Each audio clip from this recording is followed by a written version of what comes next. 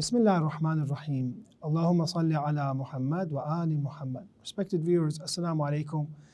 Thank you for joining us in Heyat online. Inshallah, your acts of worship are accepted. The month of Ramadan is slowly ending. And for those that are reciting the Quran, they're trying to keep up. Inshallah, you'll be reciting one juz, those that are able to, one juz of the Quran, one part of it, inshallah, each day. And even if you do not know how to recite the Quran, alhamdulillah, there are apps and ways to just follow along. I encourage everybody that this month of Ramadan to connect with the Quran. The Quran itself introduces itself in a beautiful way.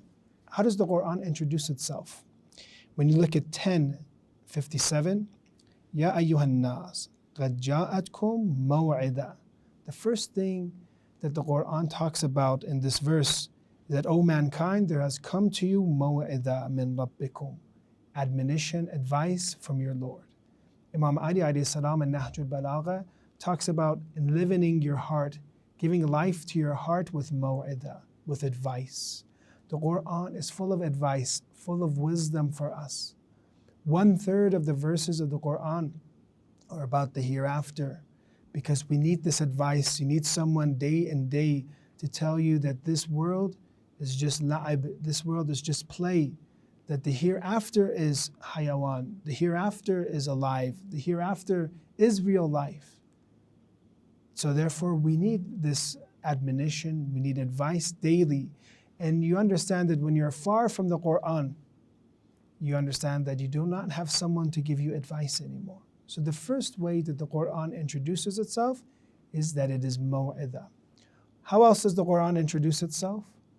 That it is وَشَفَاءٌ لِمَا فِي الصُّدُورِ. It is a cure for what is in the hearts. The Quran is both a physical cure. You could say it gives remedies, it gives you solutions. It tells you, for example, how to behave with others. It tells you, for example, you look at that advice that Luqman tells his son about being humble, for example, that in Surah Luqman, the dialogue that you see between father and son about how to worship God, for example, and he tells you how to walk humbly in this land. So the Quran is a shafa by telling you and giving you solutions to the problems you have, and also the spiritual solutions. That when you seek poverty, reciting certain surahs in the Quran will take away your poverty. When you need to be cured, for example, reciting Surah Al-Qadr, and it will cure a person. So it has that potential, brothers and sisters. Not only are we looking for the conventional means that the Quran has that wisdom to give us shafa, to give a cure for a problem that we have, but also spiritually. The third, the Quran is, you say, wahudan, is also guidance for us. The word guidance in the Quran comes about 25 times about. And guidance means to show you the way. The Quran is guiding us, and it is taking us to that destination that we want to have. It is showing us, you can say it is an instruction manual, that whenever you purchase something, it comes with the instruction manual. That our instruction manual that for humans is the Quran, to understand what is good for humans, what is halal, what is haram, what should we believe in, what is right, what is wrong. It is the Quran. And finally, the Holy Quran is a rahmah, you could say. In the Quran it says, rahmatun lil mu'mineen. It is a benefit, it is a mercy to the mu'mineen. Reciting Surah Al-Qadr, for example, when it comes to the grave and you see someone that has passed away, reciting Surah Al-Qadr 7 times, it will cause rahmah, it will cause mercy. It forgives the sins of that deceased person, and it forgives the sins of that person that recites it. Or other benefits that the Quran has, its recitation.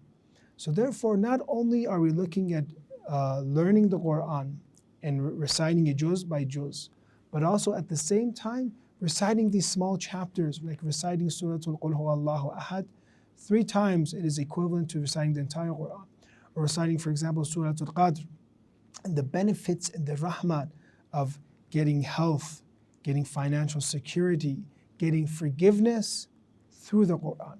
So hopefully these are words of encouragement that the Quran for us is advice, the Quran for us is shafa, is cure, the Quran for us is hidayah, is guidance, and the Quran for us is a rahmah and mercy from God.